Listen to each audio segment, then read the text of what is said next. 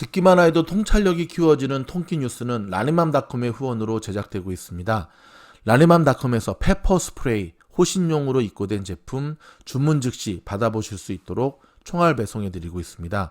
연일 아시안 증오 범죄가 끊이지 않고 있는 이때에 여러분 이 제품 하나 정도는 꼭 가지고 다니시기 바랍니다. 그럼 바로 시작하도록 하겠습니다. 렛츠고! 캘리포니아주 실비치 지역에 수백 명이 모여 아시안 증오 범죄를 규탄하는 시위를 벌였습니다. 미국 사회에 뿌리 박힌 아시안 증오 범죄에 적극적으로 대처해야 한다는 목소리가 높아지고 있습니다. 뉴욕 지하철에서 아시안 증오 범죄가 또 발생했습니다. 흑인 남성이 아시안 남성을 무차별 폭행하고 목을 졸라 기절시켰습니다. 뉴욕 경찰 당국이 수사에 착수했습니다. 뉴욕주가 전국 최초로 코로나19 백신 접종 증명서인 이른바 백신 여권 시스템을 공식 도입했습니다. 팬데믹으로 무너진 경제를 살리는 데 도움이 될 것이란 기대와 심각한 사생활 침해가 될 수 있다는 지적도 일고 있습니다. 연방질병통제예방센터 CDC가 이번 달 만료될 예정이었던 세입자 퇴거 유예 조치를 오는 6월 30일까지 연장했습니다. 이런 가운데 뉴욕에서는 한 남성이 지하철에서 아시안 남성을 무차별 폭행하는 장면이 공개돼 경찰이 수사에 나섰습니다.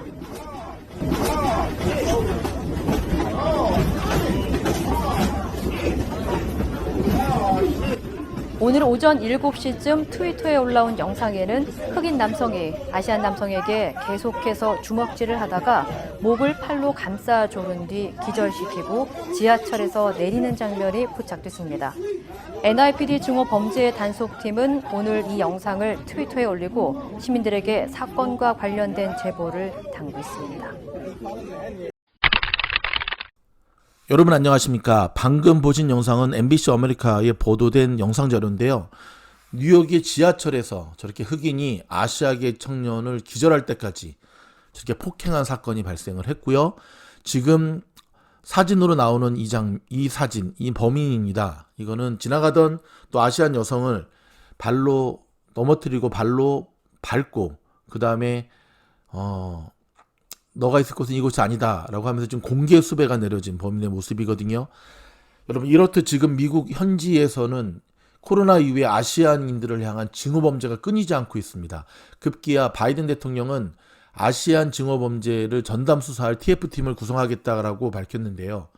보다 강력한 처벌이 내려지면 이 증오 범죄는 멈춰질 것으로 보여집니다. 보다 강력한 종신형에 처하든지 사형에 처하든지 하면은 정말 깜빵에서 섬에 가둬놓든지, 특별히 뉴욕 쪽이 좀 굉장히 심각한 일이 벌어지고 있는데 아마도 뉴욕 지하철을 비롯해서 이 걸어다니는 그 인구가 많기 때문으로 추측이 되는데요. 조심하시기 바랍니다. 지금은 조심하는 것만이 최고의 자기 방어책인 것을 기억하시기 바랍니다. 두 번째 뉴스입니다. 일단 뉴욕 현지의 뉴스를 전해드리고 그 다음에 세계, 한국의 경제 뉴스 이어서 전해드리도록 하겠습니다. 오렌지 카운티가 오늘 중으로 오렌지 등급으로 완화될 것으로 전망하는 가운데 LA 카운티도 사실상 초읽기에 들어갔습니다. 이에 따라 지역 경제가 더욱 활발하게 재개방에 들어갈 수 있게 되었고요. 이틀 전 뉴욕 지하철에서 흑인이 아시안 남성을 때려 기절시킨 데 이어 좀 전에 알려드렸던 대로 어제 뉴욕 시내 한복판에서 거구의 흑인 남성이 아시안 여성을 마구 짓밟는 영상이 공개돼 충격을 주고 있습니다. 이 영상들은 모두 뉴욕 PD가 공개한 자료입니다. 고인이 된 한인을 향한 증오범죄 편지로 논란이 불거진 오렌지 카운티의 실비치 시니어 전용 주거단지에서 어제 고인의 딸과 주민들이 모여 증오범죄에 모두 함께 맞서자고 목소리를 높였습니다. 전 국민 백신 접종으로 코로나 사태와 경제난에서 탈출하려는 바이든 대통령이 성인들 중 원하면 4월 19일까지는 누구나 접종을 받을 수 있게 될 것이라며 또 한 번 목표를 앞당겼습니다. 캘리포니아주에서도 백신 접종이 2천만의 분에 육박하면서 코로나 사태 개선에 속도가 붙고 있는데요. 특히 두 차례 접종까지 모두 마친 주민도 620만 명을 넘어 집단 면역 목표에 더 다가섰다는 분석입니다. 화이자 또는 모더나의 백신을 한 차례만 접종해도 80%의 예방 효과가 있는 것으로 나타났는데요. 다만 이번 연구 결과로 사람들이 2차 접종을 하지 않을 우려도 있다는 지적이 제기됐습니다. 한 번 맞으신 분들 2차 접종까지 꼭 맞으시기 바라고요. 저도 1차 접종을 마쳤고 이제 2주 후니까요. 그렇죠? 다음 주 정도에 연락이 오면 꼭 2차 접종을 맞도록 하겠습니다. 코로나 바이러스의 새로운 변이가 지속해서 출현해 현재 백신이 1년 안에 무용지물이 될 것이란 진단이 나왔습니다. 이에 따라 기존 백신을 보강하는 부스터샷의 필요성이 제기됐습니다. 주목해야 될 뉴스죠.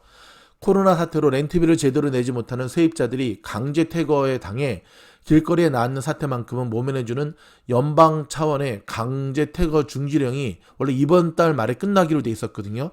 3개월 더 연장을 해서 6월 말까지 추가 연장됐습니다. LA 통합교육부가 다음 달 셋째 주부터 61곳의 초등학교와 11곳의 조기교육센터를 리오픈합니다.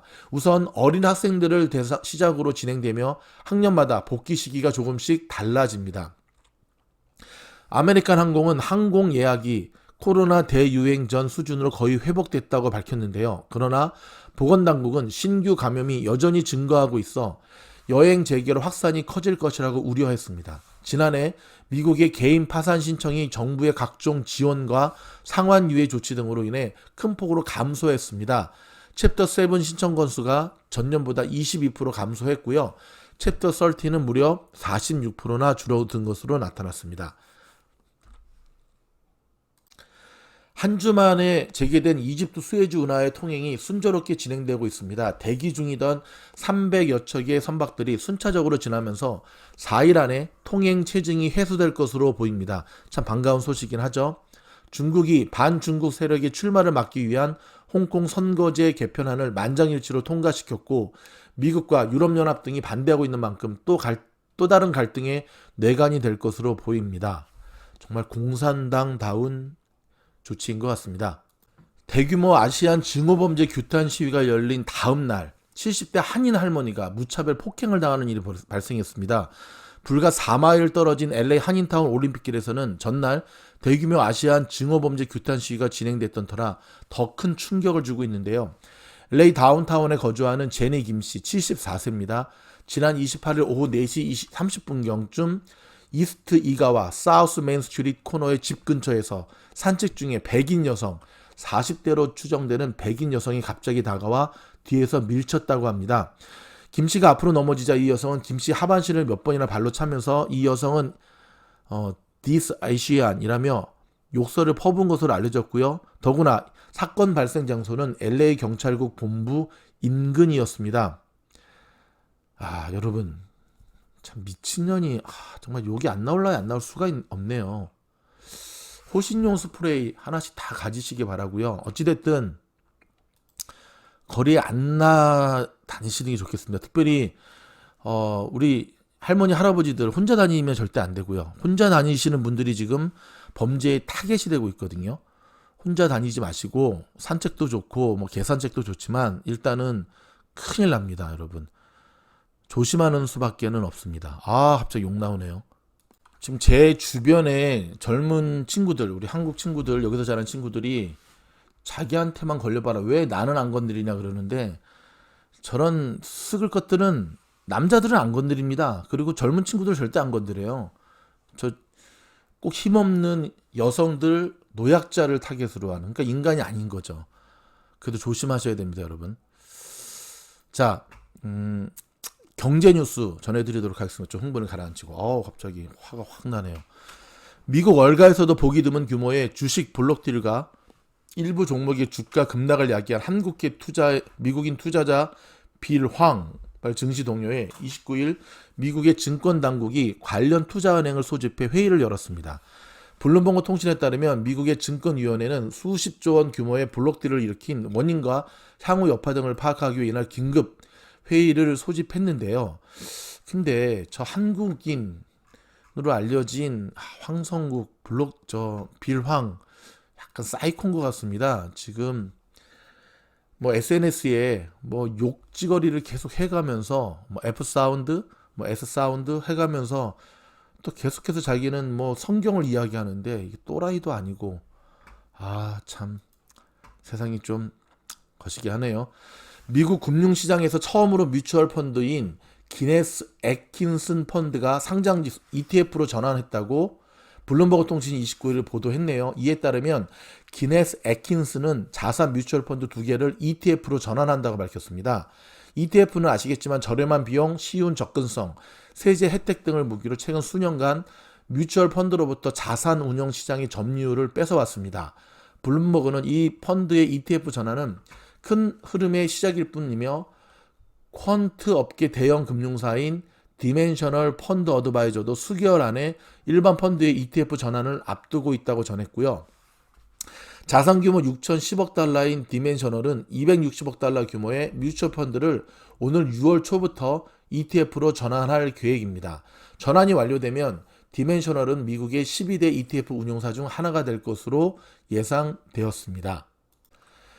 중국 국채가 세계 주요 채권 지수인 FTSE의 글로벌 채권 지수에 편입될 예정이라고 로이터 통신이 30일 보도했는데요. 이에 따르면 지수 정보 제공 기관인 FTSE 러셀은 29일 중국 국채의 WGBI 편입을 승인했다고 밝혔습니다. 중국 국채의 WGBI 편입은 오늘 10월 말부터 3년간으로 제시가 됐는데요. 자, 로이터 통신에 따르면 미국의 국채는 이미 JP모건과 블룸버그, 바클레이지의 관련 지수에 포함되어 있지만 이번 WGBI 편입으로 중국 국채에 대한 자금 유입 규모가 더 커질 것으로 예상된다고 평가했습니다. 일본 소프트뱅크 그룹 손정희 회장이 쿠팡의 일본 서비스 도입을 논의 중이라고 말했다는 로이터 통신 보도 내용을 이 회사가 30일 공식 부인했습니다. 앞서 로이터는 손 회장이 지난 29일 한 TV 인터뷰에서 일본에서도 가능한지 검토하기 시작했다면서 네이버의 일본 자회사 라인과 소프트뱅크의 야후 간 통합을 위해 출범시킨 중간 지주사 Z홀딩스가 논의를 하는 것으로 밝혔다고 전했는데요. 그러나 소프트뱅크는 로이터 통신 보도가 나온 뒤 손 회장은 일본에서도 유사한 서비스를 제공하는 것을 말한 것이라면서 쿠팡이 일본에서 출범할 것이라는 취지의 언급을 한 게 아니라고 보도 내용을 보도했고요. 소프트뱅크가 주요 투자자로 참여하고 있는 쿠팡은 아시겠지만 한국에서 사업 기반을 다진 전자상거래 업체로 지난 11일 뉴욕 증권거래소에 상장했습니다. 근데 상장하자마자 많이 내렸기 때문에 지금 버블 거품의 논란이 항상 일고 있죠. 미국 연방거래위원회는 통신칩 제조업체 퀄컴의 반독점법 위반 사건에 대한 상고를 포기한다고 29일 발표했는데요. 로이터 통신 등의 보도에 따르면 레베카 켈리 슬로터 FTC 위원장 대행은 이날 성명을 통해 FTC, 즉 미국 연방거래위원회가 심각한 역풍에 직면해 있는 점을 고려해 퀄컴 사건을 대법원에 상고하지 않기로 했다고 밝혔습니다. 슬로터 위원장 대행은 그러나 퀄컴에 대한 지방법원의 유죄 결론을 옳았다고 아직도 믿고 있으며 1심 판결을 뒤집은 항소법원의 결정은 실수라고 생각한다고 말했고요. 퀄컴은 항소심의 판결이 유지된 채 사건이 종결돼 기쁘다는 입장을 밝혔습니다. 퀄컴 입장에서는 한시름 놓은 부분이죠. 그렇죠? 미국 민주당 내 진보적인 상원 의원들 사이에서 사망 시점에 자본 이득세를 부과하는 방안이 논의되고 있다고 월스트리트저널이 29일 보도했네요. 이에 따르면 민주당의 크리스 벤 홀런, 버니 샌더스, 엘리자베스 워런 상원 의원 등이 함께 배포한 초안은 사망 시 주택이나 사업체, 주식 등의 자산 가격 상승분에 대해 일단 자본이득세를 부과하는 내용을 담고 있습니다. 다만 자본이득 규모 100만 달러까지는 면세한다고 밝혔는데요. 현행 미국 세법에서는 사망 시점에 자본이득세가 부과되지 않고 상속세만 물리고 있습니다. 미국 카드업체 비자가 결제 수단으로 스테이블 코인 중 하나인 USD 코인을 사용하는 시범 프로그램을 실시하기로 했다고 마켓워치와 로이터 통신이 29일 보도했네요. 스테이블 코인은 기존 화폐 등의 가치를 고정해 가격의 변동성을 낮춘 가상화폐로 USD 코인은 달러화의 가치를 고정한 스테이블 코인 중 하나입니다. 비자는 가상화폐 플랫폼인 크립토닷컴과 함께 이번 시범 프로그램을 출범했고요. 그동안은 크립토닷컴 비자카드 사용자가 결제를 하려면 가상화폐 지갑에 예치된 가상화폐를 법정화폐로 환전해야 했으나 이 프로그램이 적용되면 가상화폐를 법정화폐로 교환할 필요가 없다고 합니다. 로이터 통신은 비자의 이번 시범 사업은 뉴욕 멜론 은행, 마스터카드 등 갈수록 많은 주류 금융사가 디지털 화폐에 대한 수용을 늘리는 가운데 나온 것이라고 전했고요.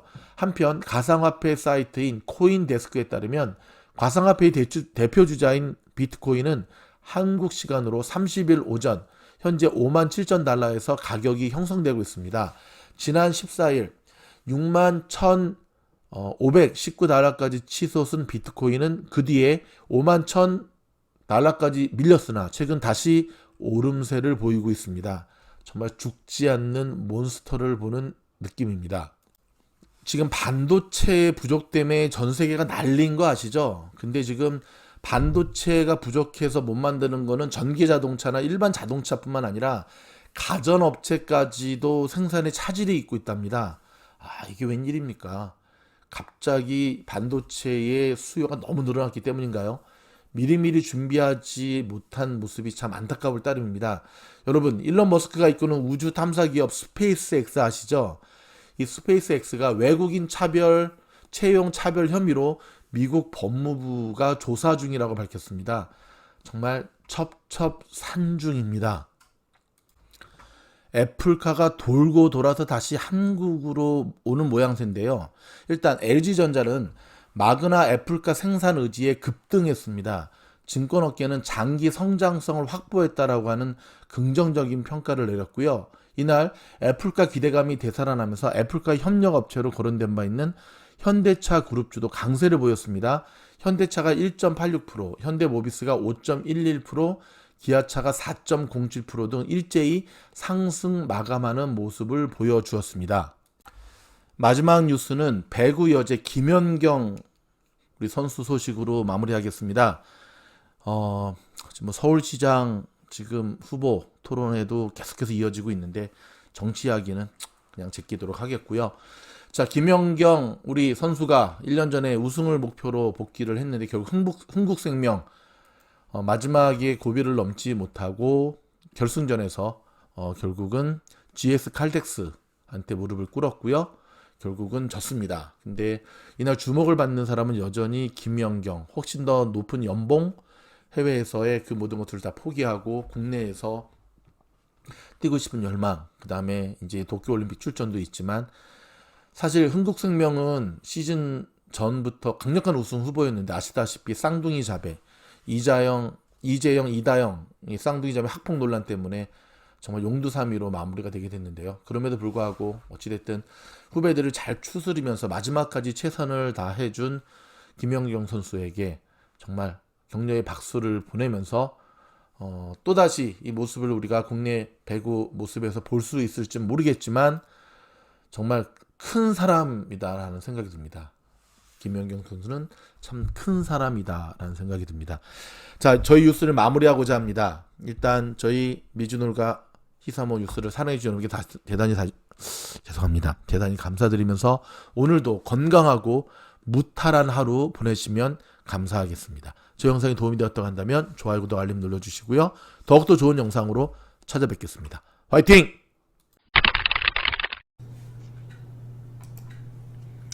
주무실 때 모두 재생은 미주놀 들어가셔서요.